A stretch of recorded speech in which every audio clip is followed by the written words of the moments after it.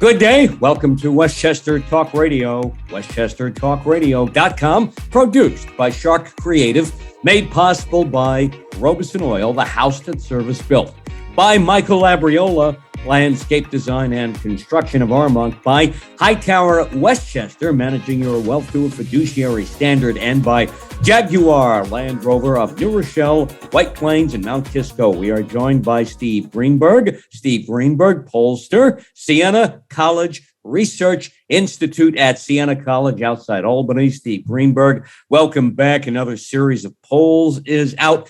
And the news for Governor Kathy Hochul does not seem to be good. No, by and large, that's true. And thanks for having me back, John. The one bright spot for Kathy Hochul in this poll is her favorability rating. Right now, 44% of New Yorkers view Kathy Hochul favorably, 34% unfavorably, virtually unchanged. Last month, it was 45-35. Still strong with Democrats. 60% of Democrats view Hochul favorably, 16% unfavorably.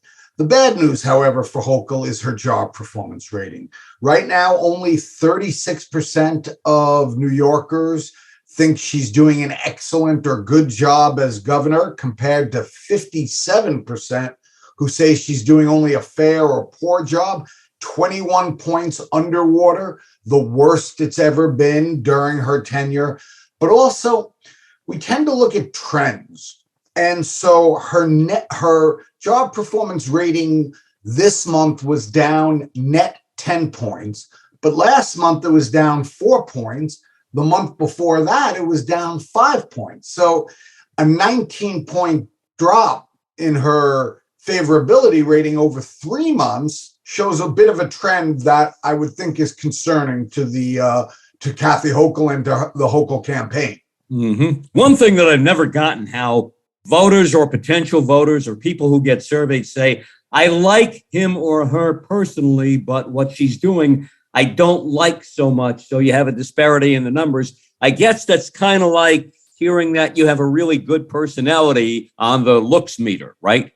No, it's more than that. They are a likable person. I mean, there are people who feel that way, certainly about President Biden. I like the guy.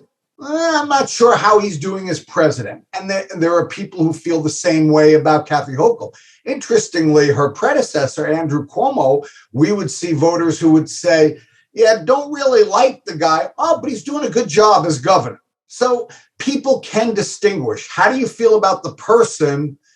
How's that person doing in their job? Mm-hmm. All right. So Kathy Hochul and her numbers turning downward, could it be possibly to have something to do with the reform of bail reform in this state? Sure. And let's put it in context with a transition. In addition to asking about her overall job performance rating, we asked voters about 5 specific areas of Hochul's job performance. And the one where she didn't perform particularly well in any of them, but the one where she performed worse, where voters gave her the worst grades, was in fighting crime. Only 24% of New Yorkers give her a positive grade. 69%, more than 2/3, give her a negative grade. And we know, because we asked a fill in the blank question in this poll, and that's not something we often do, but we asked voters, what's the single top most important issue for you when you're deciding who to support for governor in this November's election? Far and away, the number one answer, crime. Economic issues are coming in second, and particularly if you combine inflation and jobs and taxes in the economy, you know, that economic issues are certainly important. But crime, the single number one top issue. Upstate and downstate, black and white voter, young and old voter, male and female voter, Democrat and Republican, everybody says crime is the top issue. So we said to voters, how do you feel about the bail reform law that was passed 3 years ago, back in 2019? And voters don't like it. Only 34% of voters say they think that law has been good for New York, compared to 54% who say it's been bad for New York. And I think we talked about this before, John. when the law was first passed, New Yorkers thought it was going to be good. 55% of New Yorkers thought the law would be good the month after that law was passed. So we said to voters, the governor and legislature made some changes to the bail law, including giving judges more discretion on certain crimes. And do you support or oppose the changes that the governor and legislature made to the bail reform law? Overwhelming support. 67% of voters support it. 14% don't support the new law. And again, across the board, 72% of Democrats, 65% of Republicans, 59% of independents.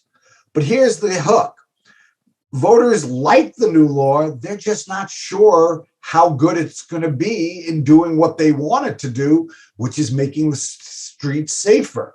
We asked, do you think that these new changes to the bail law will decrease the crime rate, have no real effect on the crime rate, or actually increase the crime rate? Only a third of voters, 32%, say they think that these changes will reduce the crime rate. A plurality, 38%, say don't think it's going to have much of an effect. And 16% of voters, including a quarter of young voters, Black voters, Latino voters, think that these changes will actually make the crime rate worse. Inflation continues to rage across the country, seemingly no end in sight. The Fed has begun to act to some extent, much more expected by the Fed. That doesn't really have much of an impact right now on what's going on with gasoline prices around the country and in the state of New York. Now, the governor steps in, as have local municipalities to some extent. Westchester putting a cap on the gas tax now right through the summer, June 1st through August 31st. Other local municipalities acting accordingly. The gas tax suspension on a state level by Governor Hochul, I would assume would be a winner. Oh, yes, absolutely. 73% of voters approve of the law that's going to now suspend 16 cents per gallon on every gallon of gas. That's the state gas tax component from June 1st through the end of the year. And voters overwhelmingly support it. 80% of Democrats. This may surprise you a little bit. 69% of Republicans, Democrats support it more, and 66% of independents all support reducing or eliminating that state portion of the gas tax for the rest of the year. Steve Greenberg, Pollster, Siena Research Institute, Siena College outside Albany. We kind of roll the dice here now with this one. Downstate casinos. Let's make Yonkers Raceway, Empire City Casino, which is basically a racino there, what they call a racino with racing involved, or maybe out at Resorts World Casino in Queens, turning them into full-time, full-fledged casinos down in this area of the state. If we say yes, if that is approved by the state, then I think there's a lot more to come. Yeah, well, the state did approve it as part of the budget. The state allowed for a year earlier. The constitutional amendment passed by voters nearly a decade ago now allowed for 7 commercial casinos in New York State, 4 upstate that got a head start, and then 3 ultimately downstate. That's not supposed to happen for another year or two. By moving it up, though, what that will do is that will help the upstate casinos because they will get a little boost from the state because they're doing it earlier, but the state will also get a windfall in terms of casino licenses for 3 downstate casinos. So we asked voters, do you support it or not? There's support, but not overwhelming. 46% say yes, they're good with this. 35% say no. Interestingly, not a huge partisan divide. Democrats approve of it, 52-31. Republicans approve it by a narrower 41-35. Independent voters, they're evenly divided. 39% support, 40% oppose. If we look at it regionally, New York City supports it, 53-31. The downstate suburbs, Long Island and Westchester, Rockland, Putnam, Orange, they support it by a 49-36% margin. Upstaters divided but lean negative. 36% of upstaters support, 38% oppose. I think a piece of that is, there are the 4 existing upstate casinos, and they're worried. Some people are worried that those could, be affected by downstate casinos. Mm-hmm. Also, too, to go alcohol, a big issue ever since the pandemic began. This is something that helped many a bar, restaurant, eating establishments, really those that are still existing today that existed before the pandemic began. Big reason why some of them still exist, because to-go alcohol became a staple around the state, where you don't have to sit down and have a drink. You can just order, whether by phone, by a rep, or stop in and say, give me a beer and take it home with you. New Yorkers people I've spoken to the past 2 years, getting a variety of different viewpoints about that. Like I said to a public official once, if I walk in, grab a beer or a flask of wine, can you trust me, John Marino, not to open it up stuck in traffic on the ride home? And that public official said, who is in Westchester, the mayor of Tuckahoe, Mayor Andino, said, well, John, we'd have to hope that you would do the right thing and not open it up. Yeah, well, voters are supportive of it overall, but not in a huge margin. Right now, half the voters, 50%, say they approve of extending this law permanently now. 38% oppose it. We do have a bit of a partisan divide. Democrats supported 57-32. Republicans oppose it, 48-39. And independents support it by a 48-37% margin. Interestingly there as well, New York City supports it by a 26-point margin. The rest of New York State, closely divided, supports it by a 3-point margin. I like it. I like the idea. It helped restaurants and bars and food establishments throughout the pandemic. And as we continue to try to come out, I think anything that helps keep a business going, as long as we can keep it within reason, is a good thing. Yeah, I can't say I disagree. And I'm not surprised by the finding here that it is as close as it is, only because we've asked about it a few times before. The first time we asked about it back in January, when it was similarly tight, I actually was surprised that it was as tight as it was. I would have thought more New Yorkers would have supported it. Mm-hmm. Now, coming up in November, we have an environmental bond act that we must say yes or no about if we decide to pull the lever on the bond act. And you go into an election booth, you don't have to vote on everything. And when you get to an issue like this where people don't know a lot about it, they may steer away. Yet the environment and going green, a huge concern in New York State. I would think most voters have something to say about this. Yeah, and most voters support it by a small majority.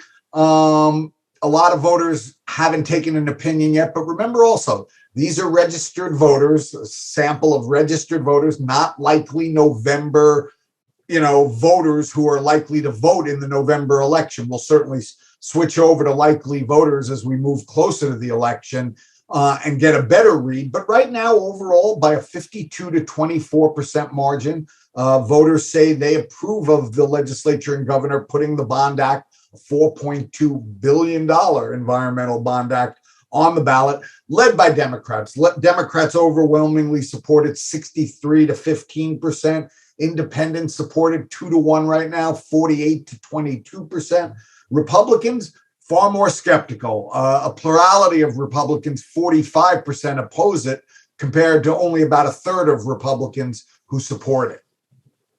As a Jets fan, I hope the Buffalo Bills next play their home games in their parking lot, or maybe swimming in Lake Erie. Kind of tough to play football in Lake Erie or do anything in a polluted lake like that. Although by November, the lake is fairly frozen. Yeah, that's maybe the Bills can become a hockey team, or maybe the Sabres, who are owned by the same owners as the Bills, can go skate on Lake Erie too. And I say that as a Rangers fan. However, Governor Kathy Hochul is from Buffalo, and she is a huge Bills football fan, using her cred as governor to make the Bills being able to play at home as comfortable as possible, seemingly in the years to come. voters might think different about that. And I know even Democrats who think different about that in the state legislature, too. Oh, absolutely. Look, the governor pushed for it. The legislature included it in the final budget deal, but only 24% of New Yorkers approve of that, of the state giving $600 million toward the building of a new stadium for the Bills in Erie County. 63% of voters oppose the deal. 60% of Democrats oppose it, 64% of independents oppose it, 70% of Republicans oppose it. But here's one that may surprise you. New York City voters oppose it by a 55 to 33% margin, so 22 points underwater. Upstate voters oppose it 68 to 18%, or 50 points underwater. You want to look at it a little closer? We don't often break it out because the smaller the breakout, the smaller the number, the larger the margin of error, obviously. But we took a look at the 13 counties westernmost in New York State. So not just Erie County where Buffalo is, but Niagara, Monroe, where Rochester is, Orleans, Wyoming, Chautauqua, Cattaraugus, Allegheny, et cetera, et cetera. If you look at just those 13 counties closest to Buffalo, they oppose it by better than 2-1, 65% to 31%. And that's odd because that area is ringed with Bills fans, that area there. Right. And I grant you there's a higher margin of error looking at just those 13 counties. But still, when it's 2-1, better than 2-1 against it, gives you a pretty good idea. Yeah, it sounds like they want the Bills to play in a parking lot or play in Lake Erie. Could this be billionaire backlash against the Pegula family? They own both the Bills and Buffalo Sabres ice hockey team. I don't think most voters know who owns the Bills or whether this is being done for them or not. No, I think what the issue is, look, Yankee Stadium got built without any state aid. Citi Field got built without any state aid. Certainly there was no state aid to where the stadium where the New York's other two football teams play, from New York anyway. Right.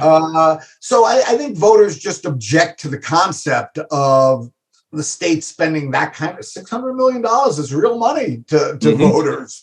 And for the state to do that, I think voters just say, not so much. Yeah, and the Pegula family combined with the NFL, I'm not going to say only, but they are only, I guess I will say, kicking in $354 million, I believe the figure is. And taxpayers of New York State fitting almost, they're going to have to foot almost twice that much of the bill to get that stadium done. I used the word of the bill without that being a pun before I said it, but this is for the Buffalo Bills, obviously. So, and I would think Jets and Giants fans would oppose that especially too, but we see much more upstate, according to the numbers, Steve, that it's an economic issue. It's not a fan issue. Yeah, and the economy up north in the state is much different than it is downstate. I think it's a lot harder to look for and find a job upstate in New York the farther northwest you go in the state right now than it is further downstate. So obviously, I think that figures into what's going on there with that too. No question. Steve Greenberg, Siena Research Institute. Thank you for joining us again here on Westchester Talk Radio, Siena College Pollster at the Siena Research Institute outside Albany. And Steve will talk next time around after your new set of numbers on whatever those topics might be. Steve Greenberg, we thank you. And we are Westchester Talk Radio, produced by Sharc Creative. WestchesterTalkRadio.com, made possible by Robeson Oil, the house and service built, also by Michael Labriola, landscape design and construction of Armonk, also by Hightower Westchester, managing your wealth to a fiduciary standard, and by Jaguar Land Rover of New Rochelle, White Plains, and Mount Kisco. Catch all of our Westchester, Rockland, Putnam, Dutchess, Orange, and Fairfield County Talk Radio programming on our YouTube channel, Sharc Creative YouTube, and download our app, Westchester Talk. Take it with you 24/7. And everywhere you go. Also, courtesy of Sharc Creative.